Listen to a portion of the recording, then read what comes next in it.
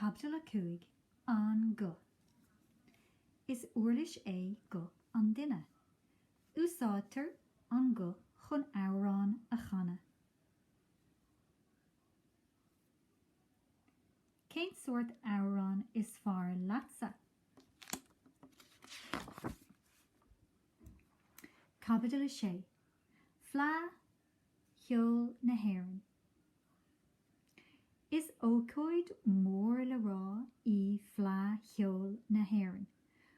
Uair sa bhliain a bhíonn si siúl. Bíonn comórtais cheoil do rúpaí agus do dhaoine éinear siúl le ling na phleá. Bíonn idir óg agus éasta ag phleá cheoil na hÉireann.